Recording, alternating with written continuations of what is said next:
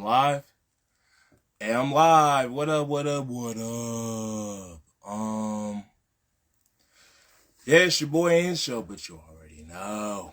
So right now I'm doing a Wholecake Island recap. So in like four-ish minutes, I'm gonna start talking about Wholecake Island. So if you have not caught up on Wholecake Island, either in the manga or either in the anime, you might want to click off. I mean, unfortunately, that's just what we're talking about today, so just click off if you haven't caught up.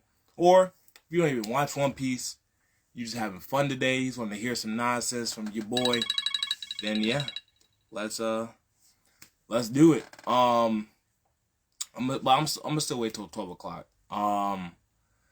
Let me think. So essentially, One Piece is probably the main anime I talk about on this channel because, or even on Instagram, because I mean One Piece is just super enjoyable. The most enjoyable anime I've ever seen. But it's not the best. Let's not lie. It's not the best, but it's not the worst. It's far from it, in fact. But so my first survey doesn't say episode. I had Matt and Ken in there. You know, at the Ken Jackson. And we talked about One Piece. That was the first one we ever talked about. We just started going through specific prompts that we had already previously discussed that we would talk about. We went through, you know, One Piece post time skip, One Piece pre time skip, all that good stuff. And now we're talking about Wholecake Island. In that video, Kent hadn't caught up to Wholecake yet, because I think at that point Wano had just been getting started. But right now, Wano is done in the manga, and it's almost done in the anime. It's like, I think we got maybe 1.25 more years of Wano left in the anime. But right now we're talking about Wholecake Island. We've already talked about East Blue Saga all the way up to Zoe, so we're talking about Wholecake Island. We're just gonna have fun. I got a list right now up of specific plot points, specific key events that happened throughout Wholecake Island. I'm gonna do a quick Zoe recap, and then we're gonna get into the meat and potatoes of Wholecake Island. I guess I could just start off saying I love Wholecake Island. It's not one of my, I wouldn't say it's in my top 5. I wouldn't say that. I definitely wouldn't. Top 10 favorite arcs, I could say top 10 for sure though. It's super enjoyable. A lot happens, a lot of world building, a lot of lore aspects, a lot of characters get introduced, and some even get fleshed out, obviously. A lot of cool fights occur, a lot of fighting elements, fighting tactics, just power scaling, power enhancing abilities get fleshed out. Like, there's a lot that goes on in Wholecake Island, which is why Oda was in it for so long. He was doing this thing, man. He was doing this thing. Oda was doing his thing. So, hey, look, if you want to hang out with your boy, we talking about Wholecake Island, call in, put a little chat in, do the thing, man, do the thing. We got like 2 more minutes left, 1.5 minutes, 2 more minutes left. Let's see if I can do something real quick. Wow, it's not 12 just yet.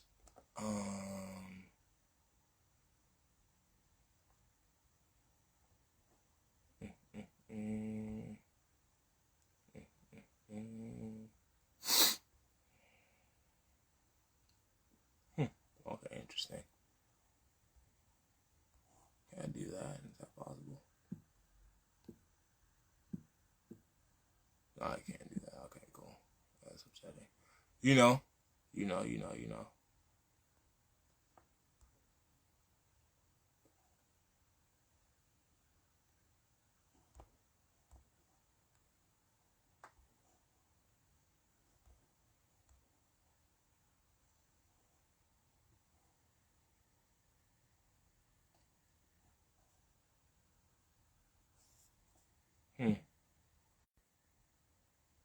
Hey, excuse me. I'm just trying to figure out how this whole app works and all, you know?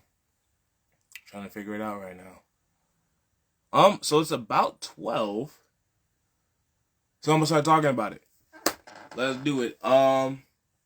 Also, I should just point out, announcement that we're gonna be doing another live, Instagram live next Saturday at 12, same time. It's supposed to be me, Matt, Ken, what up, boy? What up, boy? Wait to my mans. So Kent, Matt, and Kay are supposed to be in here. Y'all should know who they are at this point if you watching my videos. They're gonna be in the joint. Matt won't be there the whole time, but he'll be there for the good portion of the beginning. And then we just gonna get into it. We just gonna do the whole cake or the Wano thing next week. But right now, let's do Wholecake Island. I'm gonna do Zoe recap, and then we can talk about everything else. So Zoe starts Luffy fresh off of his dub against Del Flamingo. We already know that Gear 4th, he went crazy. Wow! His little King Kong again. This thing there. And then we heard about Sanji and his crew, how they were basically pulling up to Zoe after Jack had just attacked, you know, Billion Betty Bounty Jack. Jack the Drought. An absolute menace. An absolute menace. The man was, he was demonic. He was demonic. He was hanging with Nekomamushi, Inuarashi, hit him with the little Caesar poison gas, like literally just started trying to off the minks. Like that was crazy. But Sanji, he pulled through, or pulled up with everyone else in tow. Brook was handling his business along with Sanji. Chopper did his doctor thing and saved, like, I don't know if any actual bodies dropped because Chopper pulled up. I don't think anyone actually died. I think that everyone just got super mortally injured or incapacitated. Did his thing. Yeah, man, I mean, Chopper really a GOAT. Like, I mean, he really hasn't had too much shine, and, you know, in the post time skip when it comes to, you know, because he got paws on him. Don't try that. Chopper has paws. Stop playing on me. But he didn't really get too much shine in that department post time skip. But he got his shine as a doctor because he did his thing. He did his thing. And then we got, after everyone got, saved, Beige. Capone Gang Beige. He pulled up with Peckums. Peckums like, oh my goodness, he saved my people. Capone like, we ain't even coming for all that. What we came here for was Vin Smoke Sanji. Vin Smoke Sanji. Sanji has a last name. That's impossible. Sanji has a last name? Come on. Sanji, we need him to head back to Wholecake Island so he can marry, I think it was Big Mom's 35th daughter. Big Mom has a lot of kids, man. We don't talk about that. We always talk about Nick Cannon got a lot of kids. We ain't talking about Big Mom got. All right, let me relax so we go back to what I'm talking about.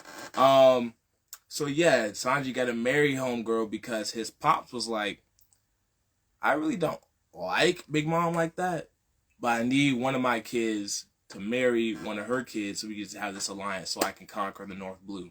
I'm like, bruh, you kind of suck. You didn't get his consent or anything. You're like, yeah, so you're going to do it or there are going to be consequences. So we went all past, you know, Sanji's like, I'm not going back, but then he has to go back because he has to make sure that his crew gets out alive. Nami, Chopper, Brook, and make sure that they get out alive. Saves them. Oh, did I forget to mention that Gang Beige put an entire clip in Peckham's back? He put a whole clip in his back. Like, what? For why? For why, man? Because Peckham's has a soft spot for his home village. Like, he put a whole clip in his back. Aired it out. Anyway, he pulled off like a little punk because he knew he couldn't hang with everybody that was about to come and jump him. Luffy and crew finally get to Zoe. They get all the backstory about how Jack attacked and everyone's healing because Chopper's a genius and got taught well. And then we get the revelation that Jack attacked because he wanted to kill a man named Raizo. And we're like, Raizo? What is it? Raizo's a shinobi from Wano. He need to get him out of the game. That's what you need. And I'm like, what? You came to kill a ninja. So you torture an entire country essentially? Like Zoe was a whole country of minks. Like you just going do all that, really, bro? You got problems. Anyway, Straw Hats do their thing. They get enough trust from the minks because they brought Kinemon and Momonosuke with them, and then they get the reveal that Raizo actually was on Zoe. Like the whole time, Jack was talking about where's Raizo at. They're like, we don't know. We ain't got no Raizo over here. We don't know who that is. The whole time they actually did, because the minks are just built like that. They get Raizo. They get put into, I think, the white elephant tree, or white whale tree. I'm sorry, I said elephant. I'm tripping. Elephants walking with the whole city, country on his back, but white whale tree. We get introduced to the fact that there are road poneglyphs. There's 4. We need to make sure that all 4 get we get rubbings of all of them so that we can get the X marks the spot, and we can head on to Laughter. We get that reveal. Robin, she gets her shine because she didn't have much of a shine. Historian wise, like she put in some work against the Flag Fruit. I cannot remember his name because he was fodder really at the end of the day. But the Flag Fruit dude in Dressrosa, she put in some work on that man. She was support for Kiros, but that's not the point. The point is we got some road poneglyph action, and then what do? We get Jack pulls back up because Jack is just a menace. He just built different. Jack is just built different. The man pulls back up to where he caught. Oh, no. I take it back. Because Jack had left because he heard Doflamingo got defeated and captured by the Marines. So he went to go try and help Doflamingo, took his L there, and then came back to do his actual mission. And it didn't go well for him because Momonosuke was on top of the elephant, could tell the elephant what to do, swung that trunk in. Bah! Got him out of here. Like, that was a home run. It's out of there. Y'all play Wii Sports. Y'all know what I'm talking about. Smack that dude. He started drowning, but he's also not drowning because he's a fishman, but he ate a devil fruit. But he's a fishman. So he's just at the bottom of the ocean just chilling to get picked up. Like, that's crazy, ain't it? Crazy. And then we get updates on the warlords. We get updates on the Revolutionary Army, because Baltigo had gotten attacked by the Blackbeard pirates, because after Burgess took his L from Sabo, King Sabo, Dragon King Sabo, took his L, he decided he was gonna just hide away, stow away on the Revolutionary Army ship and mark them for Blackbeard's next target. We really don't even know what happened. Even at this point, all the way caught up to the manga, we don't even know what actually transpired. We just know that they got attacked. After that, what else we get? We get Weevil's introduction, how he's Whitebeard's son, quote unquote. And his mom was talking about, we about to claim everything that Whitebeard had. Anybody can get it. And if you caught up on the manga, there's some theories, not quite confirmation, but it's almost confirmed. But it's not quite confirmed how he came about. But Weevil is a menace. We get another pan over to all the other Shichibukai. We get Buggy, big boy Buggy, talking about, I got profits. I got money, because he's selling weapons to all these different people as an arms dealer. But he lost a big portion of his sales because the giants, I think what's his name? Hydrodudine. Or Hardrudine, the giant dude from Dressrosa, the one that held Usopp up and declared him God the Usopp. He decided to back out. In favor of being a subordinate to Luffy, even though Luffy technically doesn't count them as subordinates, just allies, but they're basically under Mr. Pirate Grand Fleet. Let's get it cracking. And then we get some Reverie, we get the beginning of Reverie, we get some introductions of characters we haven't seen in a while, we get some introductions of characters we've never seen before, and essentially they're all headed to Reverie to do their, every 4-year meeting to talk about the world and new policies, and, politics goes crazy in general. So I can't even imagine what they were talking about at this reverie. But they went to go do their thing. We got, I think Vivi was there. We saw, obviously Cobra. We saw, what's the dude's name? Wapple. Yeah, we saw that punk. And Sabo's step kid brother. I can't remember his name. I want to say Stelly, but I'm pretty sure that's incorrect. We got a lot of faces. And then we just get a shot of Kaido pissed about the fact that Luffy and Law took down Doflamingo Smile Factory, which is, I mean, it needed to be done, man. Law needed his comeuppance. He needed his redemption. He needed his revenge, whatever you want to call it. His retribution. And it needed to be done, man. Doflamingo was an absolute menace. He was a demon. And then what do we get? We get to Luffy and Ko jump off the elephant. Why is Luffy built like whatever? Luffy and Ko jump off the elephant, and then we get to the fact that they can't really get good meals because Sanji's not there to prep them at sea. Luffy eats all the food because he's a moron, and now we get into Wholecake Island. So Luffy eats a poisoned fish. And then Reiju and Yonji get introduced. Sanji's siblings. We get Reiju. Everyone is obsessed with Reiju. I mean, she cool and all, but I mean, she helped Sanji out, but like, she alright. And then Yonji, fodder. He's the brother that's known as fodder. He can't do anything without his brother's help. He's garbage. Essentially, they pull up. Reiju saves Luffy.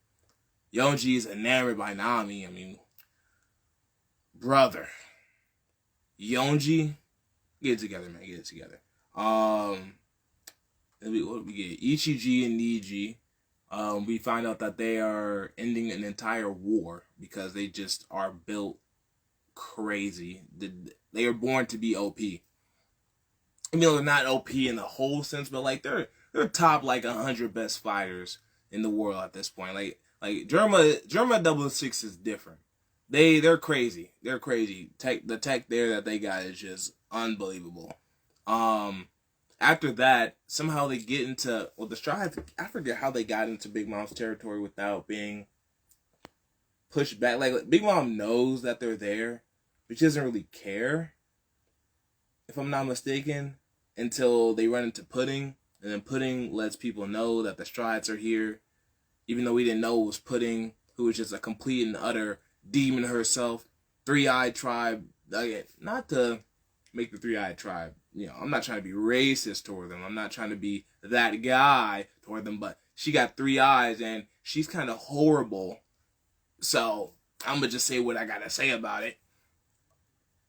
She sucks. She set our crew up for failure. Like, I don't like her. I don't care about anything that happened that made other people like her after the fact. No. I don't care about the fact that her life just sucked. Bro, you set them up for failure. Though, they built to, triumph against the odds. That's how the Strides are built. They're built to triumph against the odds. Anyway, we got to Chopper and Luffy ODing on the food. That's how they got arrested in the first place, to get put in Pudding's good graces. And then we get to, oh, that's right, Jinbei. He talking about, hey, look, Aladdin, I'm not gonna hold you. Y'all hold me back. I need to go with Luffy. I need to become a Straw Hat. I need to get this cracking. I need to get this going. I need to. And so essentially, he goes and tells Big Mom, I want to be out. She's like, oh, okay. So what you can do right here is you can stay or life. What? What do you mean life? Taking limbs? Taking years off of people's lives? Are you insane? Are you psychotic? Yeah, all those things, really. Big Mom is just absolute tyrant, really, at the end of the day. That's what she is, a tyrant. But yeah, Jinbei's like, hey, I'm not about to take that L. Not today. So Jinbei is like, you know what? I'm gonna stay with her for a little bit so I can figure out how to get out of this thing because I don't want to be with her. She stink. Her crew is trifling. Then what we got? We get Big Mom doing her little. Okay, I'm not gonna lie. Big Mom got the vocals. I'm not gonna lie. She be hitting that. Then her homies be helping her out. That was a musical number for sure. I wasn't even mad at it. And then she hit the hunger pangs. She was going crazy. Them hunger pangs, man. Big Mom and them hunger pangs. Oh my gosh. She is just brutal. She is just unstoppable. If you don't get her food. It was Croquembouche. Hey, you don't get her that Croquembouche. She is just going to be, gross. Just gross. Like, she's nasty. Took her whole son's lifespan. I'm not even certain if she gave it back, but she was like, I don't care that she told me to calm down. Took his lifespan. It was like 40 plus years. I'm like, ain't that your son? I mean, he's your underling. You're a pirate captain. He's your underling, but that's your son, bro. Like, you birthed him. Nah, forget it. 40 years off his life. And I think it was Jinbei actually that gave her the Croquembouche. Before he asked to leave. I think that was him. And then what happened? The Straw Hats get the map from Pudding, and then they split up because it's Brooke and Pedro.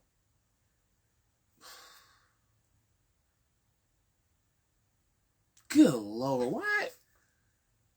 See, I get why Oda doesn't kill off characters. Like, I get it. But, like, One Piece would be so much more... The stakes would be higher. And a lot of things would be more believable if he were to kill more characters. Like, there's, like, a good roster of, like, 10 people that should not still be alive. Personally, I think, in the story. But, anyway, man, Brooke and Pedro go and find themselves a road poneglyph because they know it's on the island with Big Mom. They know that that's the case, so they go search out for it. And I think it was the shark machine that Frankie had made for them. I want to say it was Doc 3, but I could be completely incorrect. And then everyone else goes to the Seducing Woods, and the Seducing Woods are just so irritating. I think that might have been everyone's least favorite part in the entire Wholecake Island saga. Like, the Seducing Woods is definitely the lowest point of Wholecake Island. Easily the lowest point. Because it's goofy for goofy's sake. And it's not even like goofy for goofy's sake, but like it's entertaining. It's like, bro, nobody cares, bro. Like, I think up to the point where we met, what's the dude's name? Pound? Lola's dad? Lola and Chiffon's dad? Yeah, Pound. Up until that point, it was okay, but then after that, it got ridiculous. And then Boulay became just a terror. Like we didn't know what was like, whoa, mirror, what? Chopper and Carrot got captured. Nami almost got done in, but she had the beaver card, right? Isn't that what happened? She had the beaver card, so the homies backed off. And then Brûlée, I don't remember why she left or how she left, but I do remember that Cracker pulled up. And we didn't know what Cracker actually looked like, but Cracker pulled up, and Luffy just could not hang with him. He couldn't. He went 4th gear, and we thought he could hang with him. He still couldn't hang with him. Like, Cracker, his defense might be on par with Katakuri's defense. I think Katakuri, I mean, I guess spoiler alert, but at this point, you should have already known that Wholecake recap. I mean, you shouldn't have been on it. But Katakuri, I think the only things that he had above a Cracker were obviously his observation hockey. Like, that's not even a question. And his armament when it came to his or not even his armament, his attack capabilities, the variety of his attacks, the versatility of his attacks, his offense was just just mind blowing in comparison to Cracker. Like Cracker really only had defense. Like that's specifically what he worked on to become the terror that he is. I mean, it makes sense. He doesn't like to get hit. He's a punk at the end of the day. He's a punk. I mean, yeah, he's got his pets on the road. But like, bro, you got like that and then like 2 other attacks. After that, you're just in the way. You're just in the way. So that's why Nami had to help Luffy double team him. And that was what that was. Great fight, I think. A lot of people don't like Tank Man. I personally like Tank Man. Tank Man is, I think, I don't think we're ever gonna see him ever again. I think that was a one-time deal, unfortunately. But I mean, unless I'm not gonna spoil. Let me get back to it. But I think it was a one-time deal. Obviously that might be circumstantial, but you know, we get what we get. We get to Beige again shooting Peckham.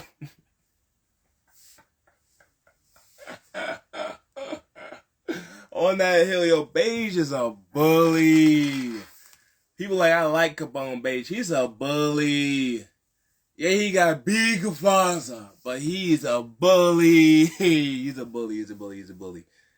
Oh my goodness, he's a bully. Other than that, what happened after that? Yeah, some pirates rescued him. We already knew he wasn't gonna die, but he's got a lot of lead in his system. Like, glad it's not Sea Stone, but bro, I mean, would it even really matter? We've seen Peckham's use his devil fruit like twice. So would it really even matter if they were Sea Stone bullets? The dude, he's a lion turtle.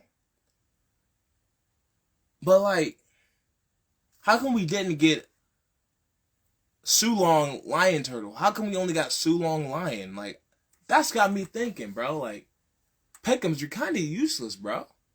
What's the point of you having the devil fruit? For the meme of lion turtle? Is that why? Is that why? Anyway, let me get off that tangent. We get, what happened? Caesar, oh, that's right. So not only did Sanji get captured, Caesar also got captured by Capone. So Caesar is now in the hold of Big Mom. And then she's like, remember that thing I told you that you need to start doing, you know, crank out and develop and finalize? He's like, yeah, but it was like a group project. And like, they didn't do their, remember that thing I told you? Oh yeah, my bad. You did kind of fund like the entire project, so I guess I should probably finish it so I don't die. She's like, you know what? Doesn't even matter. My son Pedro Leak, he already made a laboratory for you out of candy, so have fun. I'll be back. Better be done. I think she gave him like 6 days or something like that, like a super small time frame, and yeah, that was what that was. Then we got, what else we got? Oh yeah, Sanji. Okay, so this is when we get the Sanji trauma. So Sanji had met up with Yonji and Reiju finally. Yonji was of course being just a little twerp. He got worked, like 2-minute fight, I'm pretty sure, like 2-panel fight, really. But 2 minutes in the anime. I think that Sanji seeing Reiju again was kind of nice for him, but he knew at the end of the day she wasn't gonna ride for him like she would want to, because she doesn't want to get, you know, put in that same position as him. And he kind of understood that because he's got respect for women. So his sister being put in the same position as him would probably infuriate him to the maximum. So then what happened? He met Judge, and Judge sucks so bad. Like, we heard about him already in Zoe because he's trying to force his son to get married to someone he doesn't want just for political gain. While he's on his own journey after he already disowned him, but now he wants to own him again somehow just because, well, you know, I kind of need you to be just expendable for me. Bro, you don't love me. That's what he said. You don't love me. He's like, I don't care. Matter of fact, let me see if he actually works him. So they do their little duel. And Sanji should have been able to beat him, but, you know, the cheaters cheat. The cheaters cheat, bro. Sanji easily could have beat him, but cheaters cheat. We get some flashes of his backstory, how much his life sucked. And then we get Niji and Ichiji pulling up after the fight. And then we get the Niji versus Sanji clash when it comes to not only morals, but just... I feel for my man Sanji. I do, man. He's had it rough. He's had a rough life. He's had a rough life. I'm like, bro. Man, I guess it would have been cowardice for him to not go back to Wholecake Island because, I mean, he could have tried to fight Beige. He could have tried to wait till Luffy arrived at Zoe and then they could have worked something out so that he wouldn't have to go. Then they could have made, Big Mom. They could have declared her the first enemy before they fight Kaido. Then everyone could have jumped in on that. But Sanji, hit one thing about him is not only is he kind, he knows. He really shows how much his friends care, how much he cares about his friends for him to not even bring them into the fray. Though his trauma is just at the highest tier at this point. Highest tier. To go and face a family like that after so many years? That's some strength right there. To be put back into the depths of darkness. Yeah. That man is a trooper. Sanji is a trooper. Anyway, what was I on? Niji and Ichiji, they bullied him. They told him about the lab that, German 66 clones and that whole spiel about how they're going to be the greatest empire again. Yeah. Who cares, bro? Tell me, who cares? Tell me, who cares? Not me?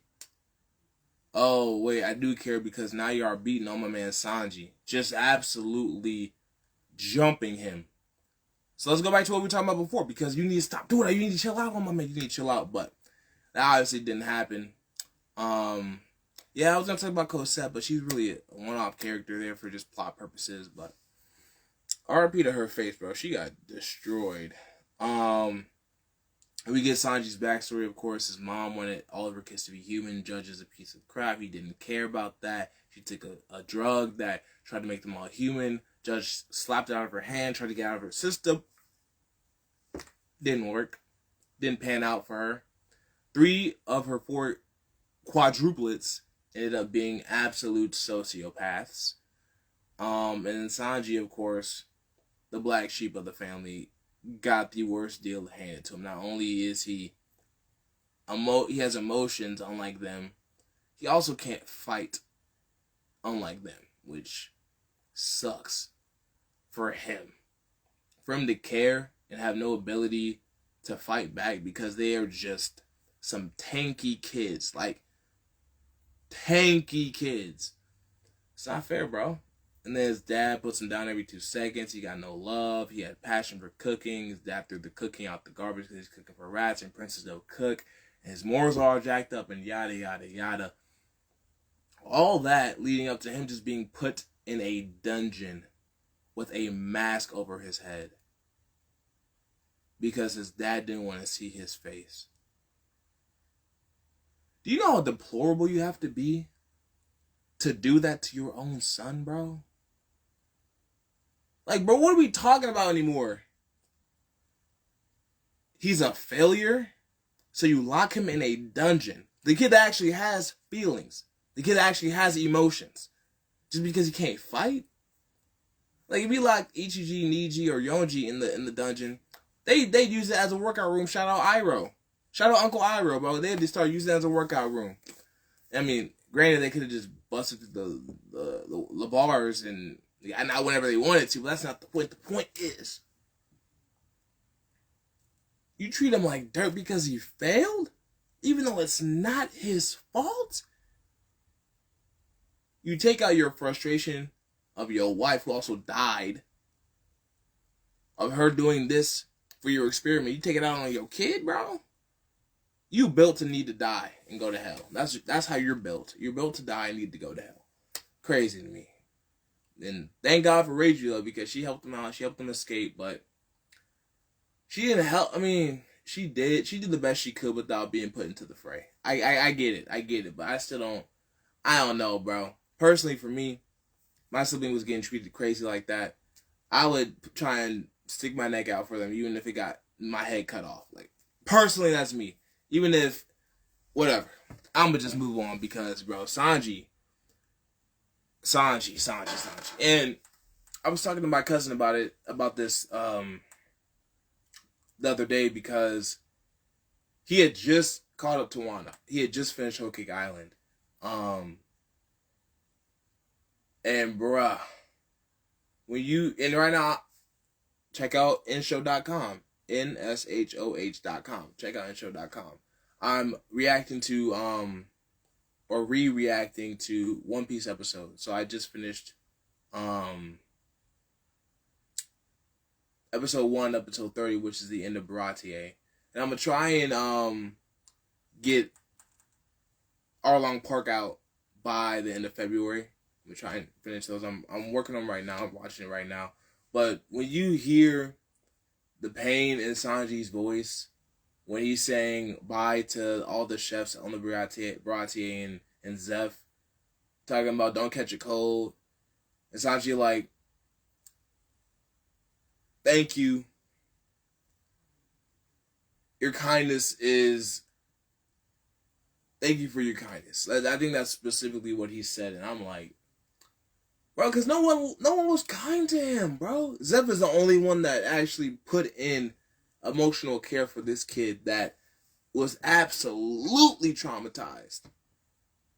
Like, that hits on a different... It already hit on a different level, but knowing all the backstory and how he finally became a little sous chef, a little kitchen aide on that one ship, the passenger ship, and then he gets raided by pirates and he gets kicked to almost death. Then he get drowned and then he gets saved by a dude that kicked him almost to death. And it's like, well, we share the same dream, and that would be wrong of me to just reject that dream and you because of greed and just selfishness. That would be wrong. And Zeph gave him all the food. Zeph gave him all the food, bro. Like, that's crazy to me. All of that backstory, knowing all the Whole Cake backstory, is just... It just hurts a lot. It makes me hurt a lot for Sanji. I'm like, Sanji didn't deserve any of that. He just wanted to be a regular kid, but hey, you can't pick who you grow up with. You can't pick who you were born to. That's enough of me talking about Sanji's backstory because there's a lot more heartbreaking stuff to come. Y'all already know. We get to Judge threatening Zeph's life, so Sanji gets the handcuffs. All that. We get, I think at the end of Luffy versus Cracker, and we get backstory from King Bomb about how this is really bad because Big Mom, last time someone smacked one for commanders, she brought the wrath down on them. Like, the sky changed, the storm came, and they went after, it was Uruj, who we still don't have enough back. That might be the only supernova right now that we don't have much backstory on. Like, Uruj, he needs to be brought back pretty soon, bro. Like, we got all the supernovas, we've gotten a significant amount of time with them. Except for Uruj. Like, he's the only one, man. He's the only one. But Uruj started going crazy against Snack. Big Mom was not having it. And so King Bomb, remember the tree? King Bomb is not having it. He's not happy about it. So then we get, I think it's what, no, that wasn't next. Oh, we get Chopper and Carrot, in the Mirror World. We find out that they max out Brûlée because Brûlée is really not all that sweet. She's really not. She's really not all that sweet. And then her and the little engine that couldn't, they get captured, and then Chopper and Carrot begin to explore the mirror world to see how they can navigate instead of just breaking out. They want to take advantage of this situation to, make the best possible plan so that Luffy and everybody, like their whole team, can win, get Sanji back and leave. We get to, That's right. Sanji's in the carriage. They're going to the castle to meet, for him to talk to Big Mom and I think meet Pudding. Luffy runs out. Sanji, where you been, bro? He like, man, you are a psychopath. You really pulled up, Luffy, bro. Like, Sanji, there's no way you didn't know he would do this. There's no way you didn't know he would do this. And like, I get his surprise because of how crazy Big Mom is as a emperor of the sea and how his trauma is playing a role into the toll on his mindset and how this is just an impossible situation for him. Impossible situation for him. I get all that. But Sanji, there's no way that moronic captain that you call captain is not going to go and try and save you. There's no way you think that he's not. There's no way. Like, I get it, but I don't get it. That's your captain, man. He said, you're mine. You're my chef. We already dealt back and forth in Barate. I'm not doing this all over again with you. Come on, man. Let's get it cracking. Let's go. He like, man, I can't do this with you, man. I can't do this with you. Like, what you mean? He said, ah, he kicked him out. What's up? Bang, bang, bang, bang, bang, bang, bang. Mashing the man's face in.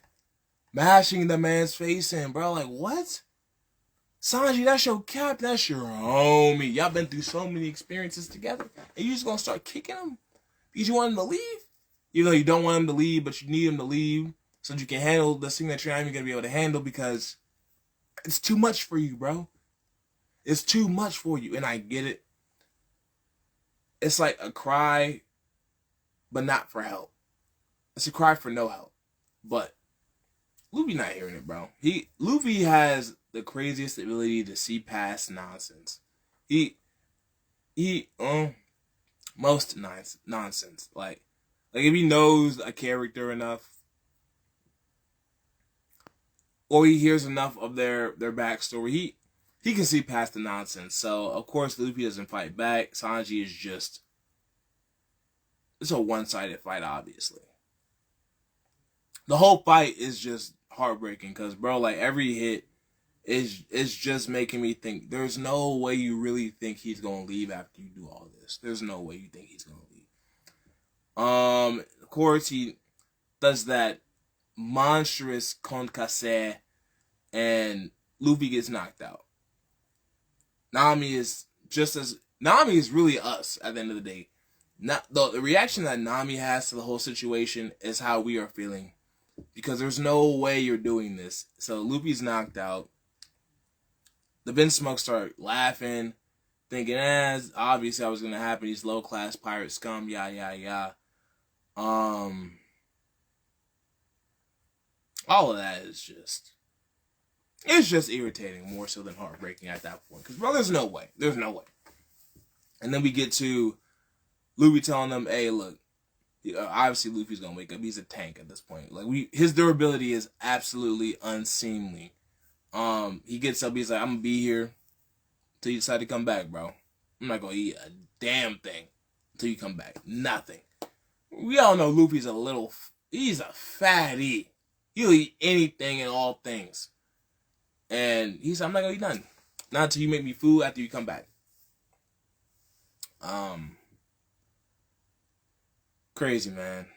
Luffy's loyalty is absolutely unheard of. Absolutely unheard of. And of course, Sanji goes to the castle with his family. They meet Big Mom. He meets Pudding. He wants to make Pudding the happiest woman ever because she puts on an act like she doesn't want to do what she wants to do. Do what she has to do. Sanji's like, I'm going to make your life as not miserable as possible. And, she's faking it the whole time. It's unfair to my man Sanji. It's unfair to him. Bruh. Sanji's in my top 10. I don't know if y'all knew that as character. He's in my top 10, bro. I did a whole top 10 video. He's number 7. I'm rewatching One Piece to see if that's going to change down the line. Because on my rewatch up to Baratie, he's number 4 right now. I think that's where I put him at. But dude he's just insane for thinking he can just handle all this on his own. Then we get the storm that King Bomb was talking about. Big Mom's chess pieces, all fodder. The Big Mom's actual kids that are pirates just jumped the crap out of Luffy. Luffy's hanging in there doing his very best after already fighting Cracker. Now we know Luffy, he gets his resistance up. He gets his health back, if you will, if he eats food. Who cares how many crackers he ate? The man is tired. And he got beat up by Sanji. You tell me he's going to fight all of Big Mom's kids, bro? His durability is unheard of. Unheard of. So, of course, they finally see Luffy. Luffy and Nami get captured. They get locked up. And then we get, I think Big Mom is talking to somebody. I don't think it's Pudding at this point. No, it might have been Pudding. She might have been talking to Pudding. Pudding might have went to Big Mom's house, her throne room. Started talking about the plans of how they're going to actually just join the Germa, just to kill the Germa, just to take their entire castle of weapons and technology so they can use it to make Big Mom the Pirate King. And whole time we're thinking, wait, what? So Judge is putting Sanji through all of this just so they can all die? What? There's no way that's happening. You're telling me Sanji went back just to see him and his whole family all go out at the same time? That's too many layers to this thing, man. It's too many layers. It's too much, bro. It's too much. Then we get Pudding this reveal like she's just scum of the earth. And well, she shoots Reiju right in her legs. I forget what happens. Yeah, she finds out Reiju is stalking her, I think, shoots her in the legs, captures her, binds her up with her little homey fluid thing, and then she just starts rambling, monologuing, just heartbreak. Because Sanji is hearing all of this because he went to go try and be the best husband he could possibly be for a woman he doesn't even know. For a woman he doesn't even know. She's talking down on my man's. His life is, at this point, the man's crying.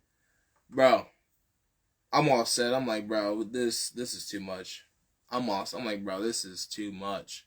This is too much for Sanji, bro. It was already too much. And you add this element, bro. You add this element to it. It's too much for my man's. He can't handle all of this nonsense, bro. It's too much. It's too much. It's too much. And then I think that's when Pudding goes down to where Opera is holding the little bookkeeper. Where Opera's holding Luffy and Nami. And she just spills the beans. She doesn't care. She just spills the beans, bro. She doesn't care. Bro, why, bro? Why are we just out here monologuing to everybody? Why are we doing that? Why are you trying to ruin everybody's day? I mean, I get it. Thank you for letting us know that you're evil, but they're captured. You let them know. You think Sanji can't hear it? Why are you telling Reiju this? But he can hear it. It's just all heartbreaking. And then we finally get Luffy trying to tear his entire limbs off just to go try and tell Sanji, bro, this is not what you're thinking it is. We all need to get out of here. And Sanji thinking, man, my life sucks, bro. I don't even know what he's thinking, but he's thinking, bro, I don't even want to be here no more. It's too much for him. It's too much. So then, oh yeah, that's right. My man's Patreon Brook. Brook is a G. Soul King. Let me get excited instead of being depressed. Soul King Brook, bro. He is a freaking menace, bro. Brook is my top 3. He's my third favorite character of all of One Piece. And it's way before this even happened, but this just made him solidify in the top 3, bro. Brook is a G. He takes on a Yonko by himself. He knows he can't hang, but he does his damnedest. After already securing a rubbing of the road to Poneglyph. What a savage. Sit down, young lady. Don't talk to your others like that. Sit down, young lady. My man is a freaking G, bro. He's a G. He's a G. Pedro, of course, has this quarrel with, what's his name? Tamago? The chicken egg hen dude, bro. His devil fruit still doesn't make sense to me. Like, it makes sense, but not at all. But not at all. But not at all. So that happens, and then I think what happens, Chopper and Brook saved them. Chopper and Carrot saved them through the mirror world. I think Pedro uses bombs, right? And then makes Tamago, or whatever his new name is, think that he's dead. He goes to the mirror world, but then Brook gets captured by Big Mom and becomes a treasure for her. One of her new display cased treasures. But during that, we get Pedro's backstory. We get Pedro, the fact that he was part of a pirate crew before, and it didn't go so well when he entered Big Mom's territory. And he got Beppo's dad. I want to say it's Beppo's dad because we don't get confirmation, I don't think. But Zeppo dies due to the fact that they made a mistake going into Big Mom's territory not as strong as they should have been. Not as sneakily as they should have been. And essentially, Pedro gets more life taken off his life. He gets the lifespan taken from him. Zeppo dies, and then he gets 40 plus years, I think, taken off of him. And he doesn't have that much to live long anyway. But he knows that being with the Strahds right now is going to change the world. And if he wasn't here right now, he'd be wasting his life. So then we get... What do we go after that? That's right. Jinbei pulls up again because he thinks he figured out a way to exit Big Mom's crew without losing his lifespan. He thinks he's figured out a way to do it. So he enters the fray. He breaks Luffy and Nami out.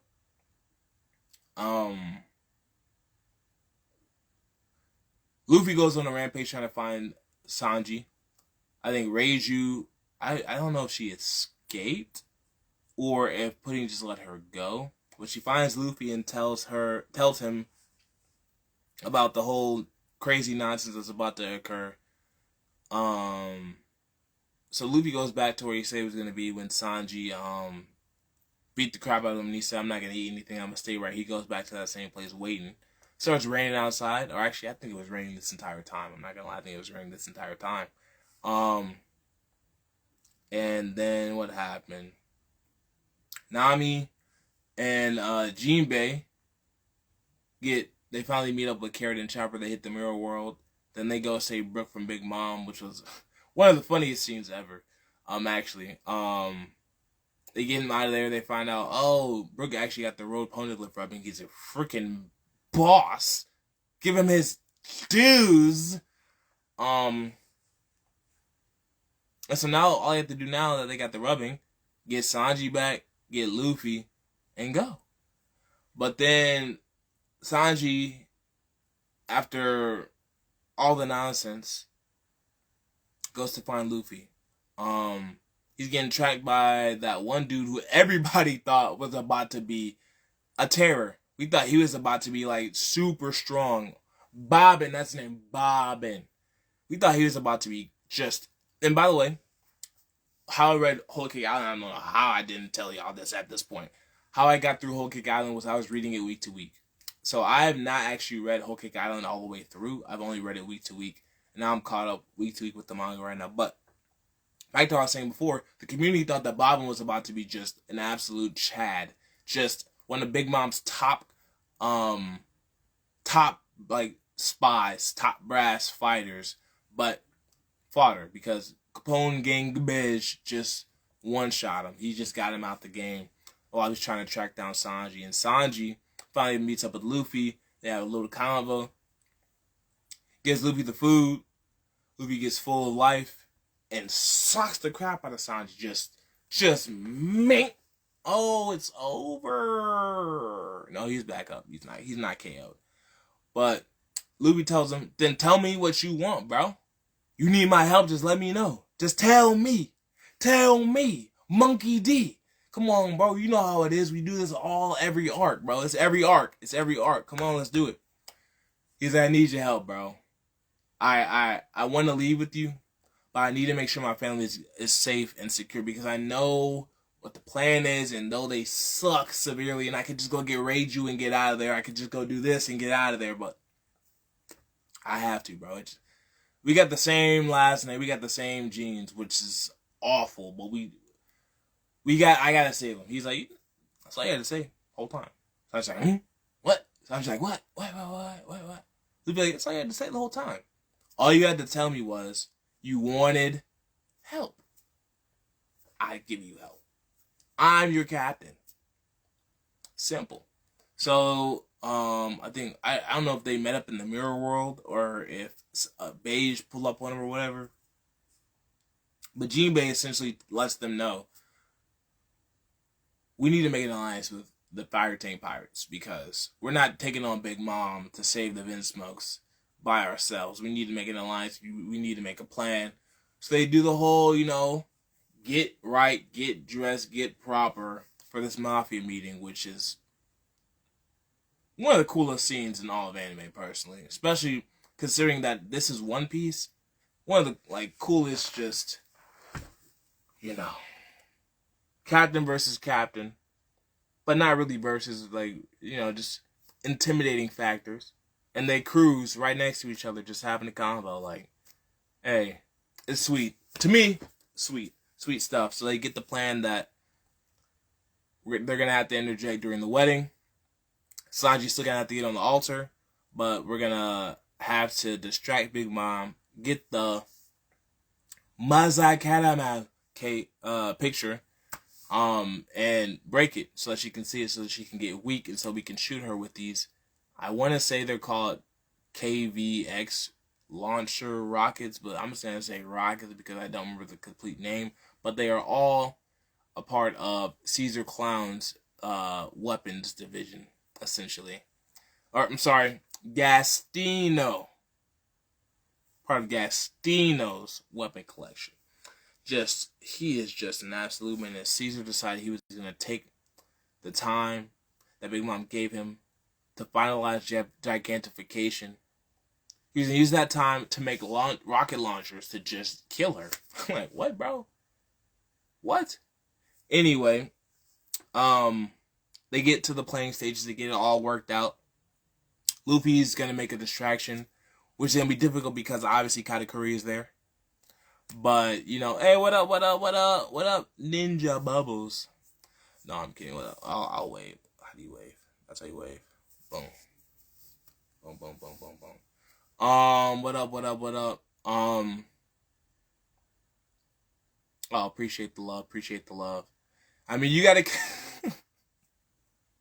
man, you gotta catch up on Wholecake Island. You gotta catch up because otherwise you don't know what I'm talking about in One Piece.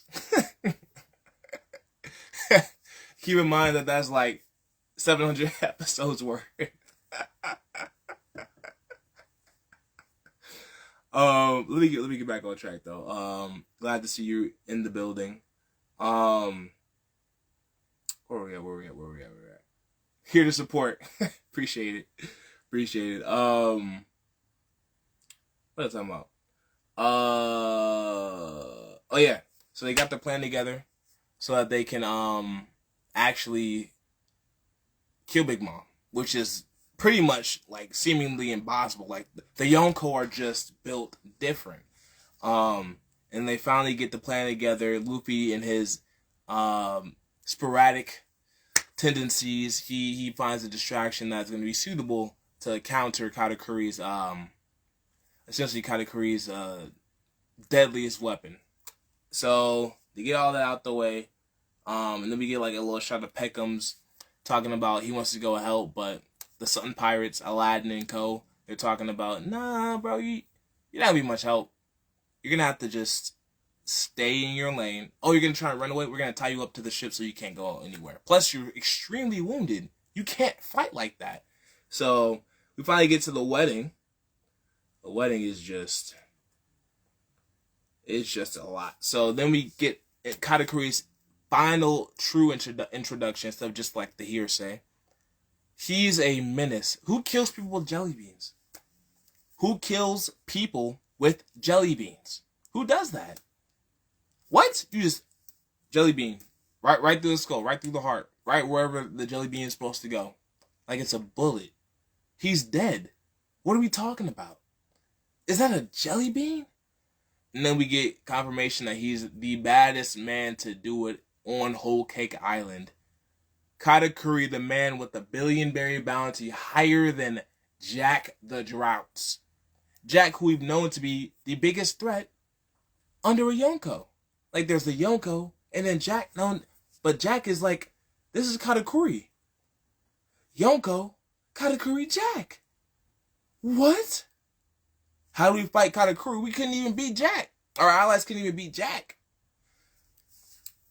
It's a lot. It's a lot. And then we get Jack. I'm sorry, not Jack. We get Katakuri and his triplet brothers. We get Oven and Daifuku. And let's just say they are terrors in their own right. Not Katakuri level. They're like right here. It's like Jack, then them, like the triplet brothers, and then Katakuri. But yeah. We get intro to a lot of the underworld people, a lot of the just demonic people in our society, or in One Piece society, One Piece world society. We get introed to Stussy, who later is known to be a CP0 agent. I mean, it's not really a spoiler alert if you had actually, read Wholecake Island, because I know a lot of people are going to click on this video and be like, wait, I only watched up to Dressrosa, so why are you telling me? Bro, I told you. It's in the title. Wholecake Island recap. But only for those that have, watched all the way up. See you, Maddie. Oh, are you back in? No? Yes? No? Okay. Then there's, what happens after that? We get, Big Mom starting to go through the presents, even though it's not her wedding, it's her daughter's wedding. She's going through all the presents that everyone's bringing to her, and one of those presents is TTYL. Appreciate the love. We get the Tamate Bako box put into play, which is a gift that was stolen from the Fishman Island. Or no, it was given, but the fishermen on Fishman Island did not know that it was being given to her as tribute, because I think they ran out of, I want to say it was candy. I'm not 100% sure if it was candy or not, but there was her resources being allocated to Big Mom for her protection. And so the Tamate Bako box, we know, is going to explode if opened. So why Big Mom has it? That's dangerous. We finally get to the wedding started. I think the priest or preacher, whoever is marrying Sanji and Pudding, whoever is up there doing their little thing, the little vows, yada yada yada. I think Sanji is revealing the veil, or revealing her face by removing the veil, and then her eyes get shown, and he's like, "I'm not gonna hold you, baby girl. That eye looking on fleek." She's like, on fleek. There is no way, no one's ever said that about my eyes. Oh. And so she's supposed to shoot the man when he takes the veil off, and is supposed to be surprised by her third eye, but he's surprised in the most calming way possible. And she can't shoot him because no one's ever complimented her in that manner. What? That's trauma for real. Oh my goodness, that's trauma for real. So she can't shoot him. Katakuri has to hit him with the jelly bean shot, and we've seen him literally kill a man with that. Sanji says, out my way. Wait, no. Out my way. What, bro? No. Katakuri has speed. Katakuri has future sight. Katakuri is a monster. And Sanji, with his observation haki, better than the most average person who has haki, better than their observation haki, but average observation haki to say to put it all together in a little bundle. He just dodges it. What, bro? We just dodge. We just dodge jelly beans? From the baddest man to ever do it? There's no way. There's no way. He dodges it. Champion. Finally, Sanji getting a dub after all that nonsense going on in his life. Sanji, it was about due. It was about due. So, Sanji dodges the bullet. Chaos ensues because the Invincibles are like, wait, what? Did he just try and kill my son? They get locked up with Candy Chain by Peril Sparrow. Then everybody is like, oh my gosh. And then the wedding cake breaks apart. And out come hundreds of Luffy. Luffy can use the shadow clone technique? There's no way. But actually, in reality, they're using Brulee's mirror technique on animals to make them all look like Luffy. So you're telling me that the seducing woods actually was important? If we hadn't gotten the seducing woods, that we would have been confused? Okay, whatever. I'll let it slide. I'm gonna let it slide. But we finally get that. We finally get a disruption in Big Mom's flow. Because she was looking like she's going to have everything go her way. Sanji dodges the jelly bean. Luffy breaks out the cake. Everyone's in chaos. Animals that are disguised as Luffy with the power of the mirror no mi. Causing chaos, man. That's the Straw Hats MO, really. So they all go for Mother Caramel's picture. No one can get to it because the Big Mom Pirates are just like that.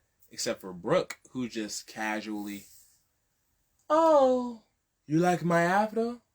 Well, it's hammer time. Bow! Shatters it, but it doesn't work on Big Mom. Big Mom just goes frozen. So Katakuri is just a menace, boom, boom, boom, trying to do the thing. And it doesn't work.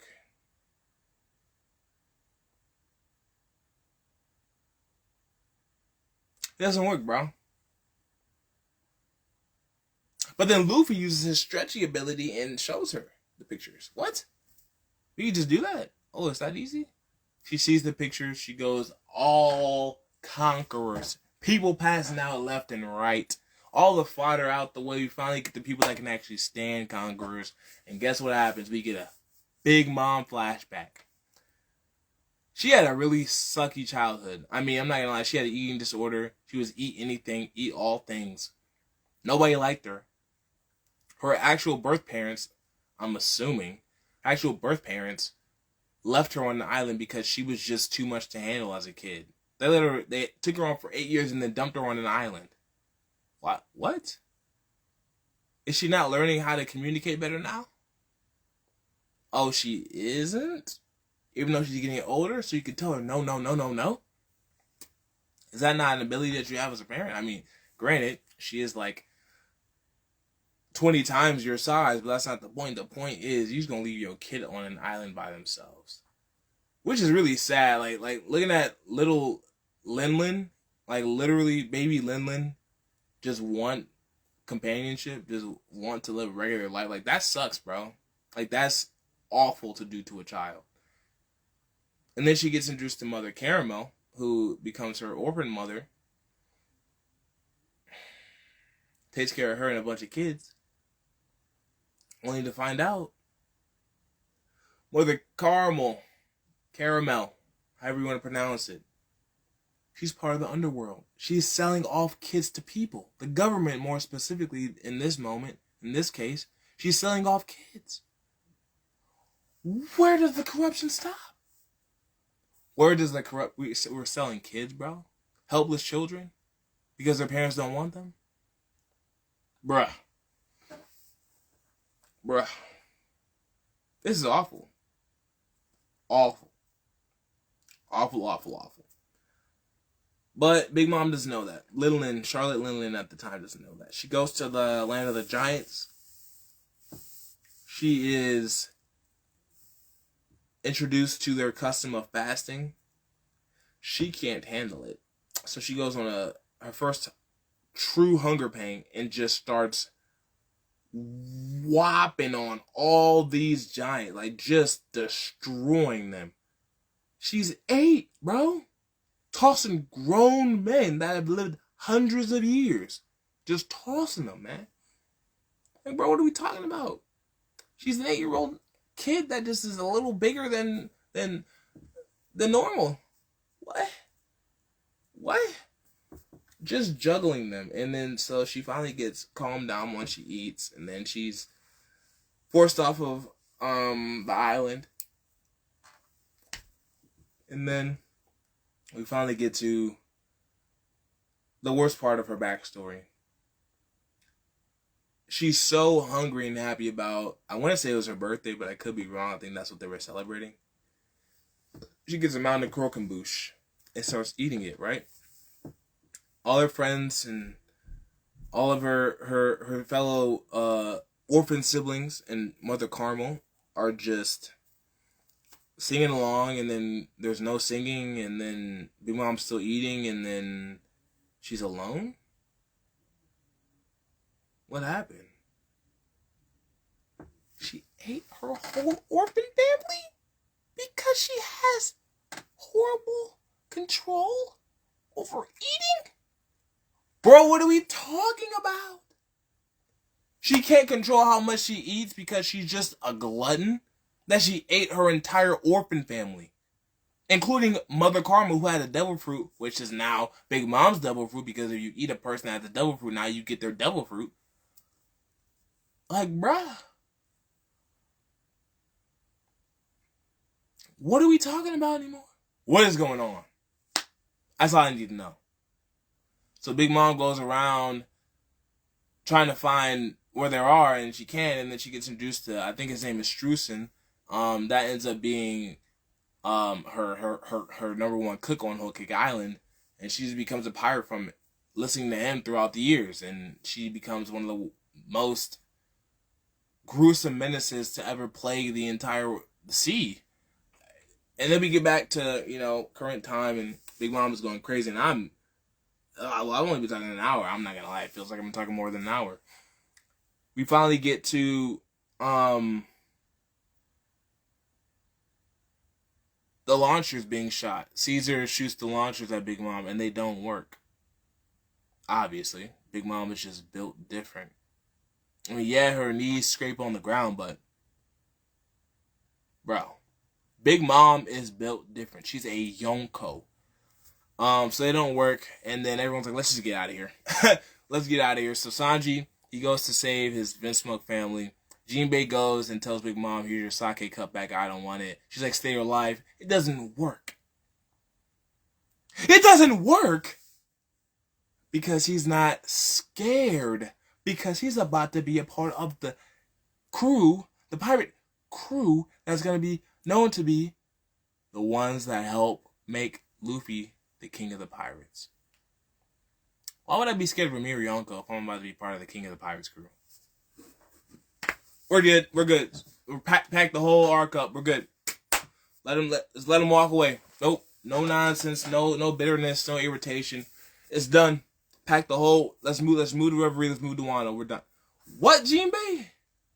You just built different, huh? Okay, sir. I'm gonna let you be. I'm gonna let you be that man right there. I'm gonna let you be that man.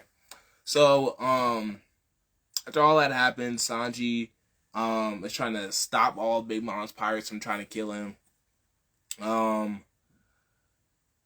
Fire tank pirates, I think they all jump in the fire into Capone Beige's body, and they zoom off. And we finally get to why Big Mom is built like that. She literally takes on Capone Gang Beige and Big Father. And it's just destroying him. I think she only hits him like 5 times, and he's like on his last legs. Like, bruh, she heavy, dog. She got some heavy punches. And then well, Nami and Chopper and Carrot, they get captured by the Vinsmokes.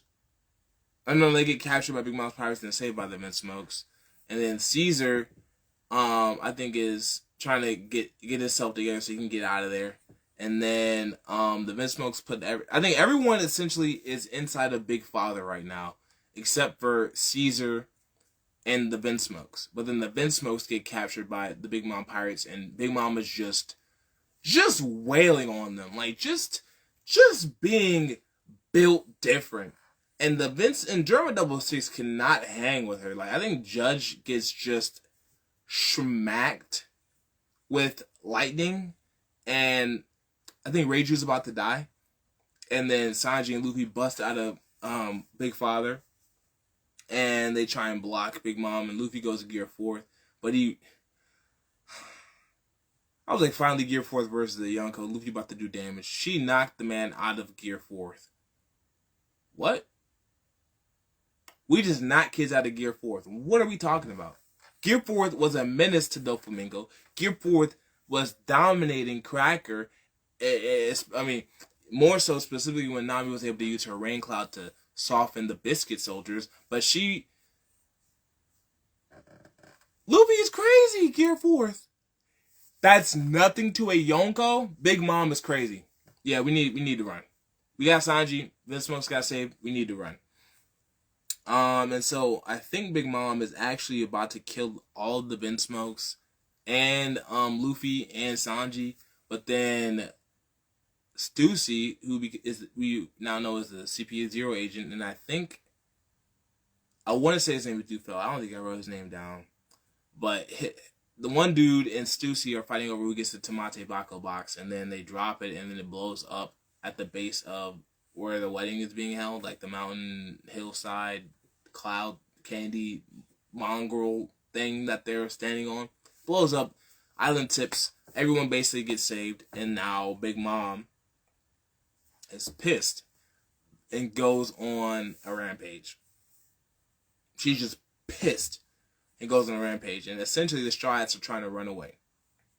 Everyone's trying to leave now. Everyone has what they want. Straw Hats have the poneglyph that they went to go get the rubbing of. They have Sanji. They saved the Vinsmokes. And Capone Gang Beige can finally leave Big Mom's crew. Because now we can't kill her. He knows he cannot kill her. What else do we got, man? I've been talking for a minute. I'm going to try and speed through this, unfortunately, but I've been talking for a minute. I'm going to just read off. We got everyone runs for safety. Team has to get out of Wholecake, but then another team has to build a new wedding cake. That's right. Sanji and Chiffon and Pudding have to build a new wedding cake because otherwise she's going to be terrorizing her entire territory. Just being uncooperative. And we saw what happened to her son. Took 40 years off his life. So Sanji goes to help the two Big Mom sisters make the cake. Everyone else is trying to run away. Sparrow just interjects and is just a candy cane irritant. Pedro versus Sparrow happens. Sparrow forces Pedro to show his hand. He blows himself up, and the explosion is able to allow the candy to be dissolved and break apart so that the straws can sail away. Carrot is obviously not happy about Pedro. I mean, no one's happy. I'm not even happy that Pedro just blew himself up, but he did what he had to do.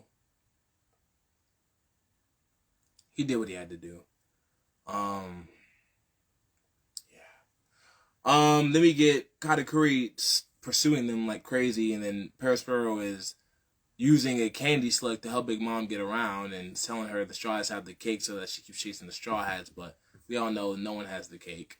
The funny part was Big Mom was like, hey, yo, I know you my first son, but know this. If that cake is not on that ship when I go catch up to them, you're dead.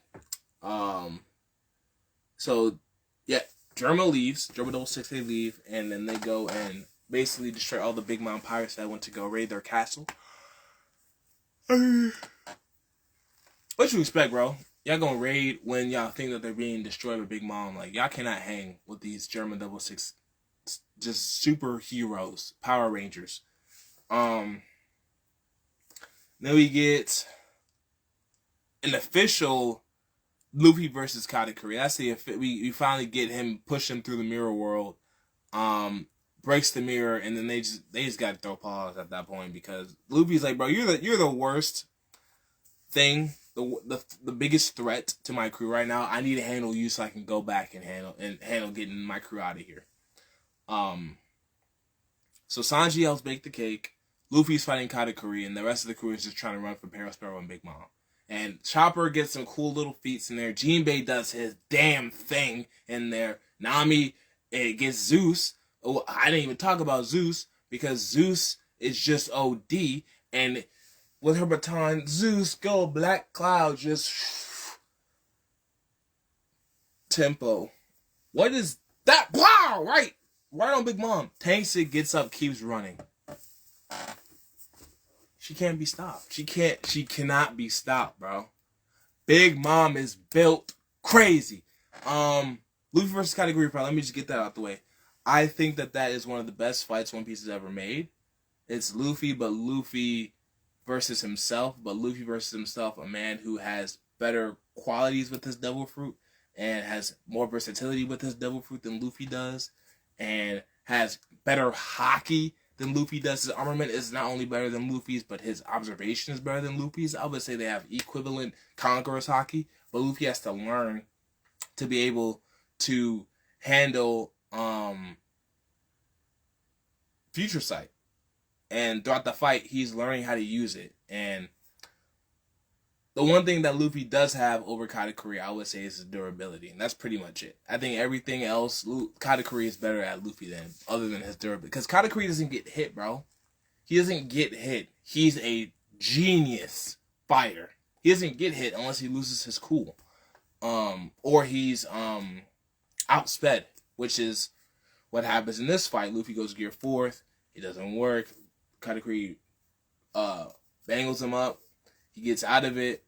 Luffy versus Katakuri, I think, in base form for a long time. And then Luffy goes... Luffy's trying to learn Future Sight. He uses it a couple times. But essentially, Katakuri gets the best of him. Flampe comes into the fray. Cheats. Luffy gets a leg down because she cheated. Katakuri finds out that it was her after she reveals it. He puts his leg down so that they're evenly matched, quote unquote. And then they fight for real after using Conquerors to knock everybody out. Luffy goes, Snake Man! And that's probably the coolest fight in all of One Piece. Snake Man Luffy versus Katakuri, because Katakuri pulls no punches. He's pulling out all the stops. Katakuri. Shalito Katakuri. He's my 9th favorite character for a reason.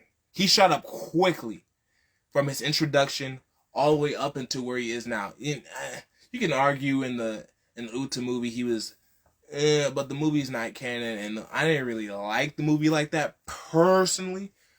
But I think that it was better than a couple of other movies out there. I don't think it was the worst movie. I don't think it was the best movie that One Piece has put out. But it was still enjoyable. I might watch it again, but it's not like as rewatchable as Stampede or Film Gold or Strong World or Film Z or even I can't even remember the name of it. The one right before Straw Hat Chase. Whatever the one before that is, that's also a really good one. But it's not as rewatchable as those other One Piece movies. I will say, though, I think that Luffy versus Katakuri should have ended in a draw. That's a very popular opinion, I think, among the One Piece community. But we all also understand that Luffy sometimes just has to win because it's shonen. I think that that's fair. Like, it's not a believable... Luffy obviously won that fight. I think it was more of a draw than a win, and I think that should just been noted as Luffy had a draw against Katakuri. Because Luffy couldn't walk after that. Like, he stood up and then fell back down, and then Peckham's finally got out of that Sun Pirates nonsense, came through the mirror world and saved him. Oh, I did forget about the fact that Luffy came out of the mirror world and then went back because he knew he had to finish Katakuri. He snagged Brule, found out where Big Mom was at, ran from her for 10 minutes, got back to Katakuri fight, and then kept. I did skip over that, but that's not important. The point is, Katakuri was a great opponent for Luffy to help him grow, to make him grow, and it should have ended in a draw. Sanji cooking. I would say that the entire sequences, all the sequences with Sanji cooking the cake were really funny. Mainly because Pudding knew that she messed up. She messed up big time because she fell for Sanji because of his one compliment. Like, that's crazy. Fell for the man because of one compliment. And I think that is saying something about her character. How she and Sanji are really two sides of the same coin, except for I wouldn't say she's redeemable. Personally, I wouldn't say that because she is just she just isn't. But they are two sides of the same coin. I will agree to that. I just don't like her. I just don't. But they get the cake together. Sanji gets the cake. I forget how they get the cake to Big Mom. Oh no, that's right. Sanji gets the cake to the Fire Tank Pirates. The Fire Tank Pirates lure Big Mom away. In the end. And I will say that a lot of there were some good scenes when it came to the Strides trying to avoid and run away on the Sunny from Big Mom. There were some good ones for sure. I'm not even gonna try and act like it was great and all. What up, homie? What up? Okay, bye. I think that's pretty much all of it. Sanji versus Daifuku was not climactic enough. Sanji versus Oven was cool because he had some speed feats, but like that wasn't really much of a fight. But Carrot Sulong form when they got surrounded, when she went on all them ships, that was really cool. Which made me think that Carrot was gonna join the crew, but I mean there's still speculation that she still might, but I highly doubt it at this point. I highly doubt it. We do need one more person on the crew. We do. We got Luffy. But he wanted 10 people, 10 captains. And so far we've got Zoro, Usopp, Sanji, Nami, Chopper, Frankie, Robin, and Brook. And Jinbei. So that's 10 total, but Luffy wanted 10 captains, so there should be one more. I think Carrot will be a good fit. There is speculation about spoilers that didn't come through fruition. I would just say that much. But I think Carrot will be a good addition as their 10th captain. Or potentially 10th captain if we're going to model it after Blackbeard's crew because he has 10 captains and then all the subordinates work under those captains because he's the Commodore. But if Luffy was to accept the Pirate Grand Fleet, I think that the Grand Fleet working under the 10 Straw Hat members as the 10 Straw members are the captains for those subordinates, that would be kind of cool. Anyway, all that to say, Carrot did her thing. Germa 66 holds the Big Bomb Pirates up as they try and escape. Jinbei goes back to save the Sun Pirates, which is really speaking to Jinbei's character. Really speaks to how, like, Jinbei, bro, I will say this. I like Jinbei a lot, especially during Marineford. He was okay to me in Fishman Island. But then the blood transfusion, that whole scene was very, very... It made me appreciate him more. I would just say that much. And then Luffy asked him to be part of his crew, and I'm like, yes, bro. Well, I don't know what I was thinking. When Luffy asked him to be a part of the crew, that's when I was sold on Jinbei. Like, he's one of my favorites. But of course, what really spun it all around to make him my 5th favorite character of the whole entire series, was him stepping to Big Mom and saying, the King of the Pirates is so much more mightier than you, so I'ma just not be afraid. Like, what? You could just not be afraid of stuff. Cool. I wish I could just not be afraid of getting hit by a car. I wish I could just not be afraid of going on a plane. Like, bro, try and catch me sleeping on the plane. I might be out for like 10 minutes and I'll wake up with a panic attack.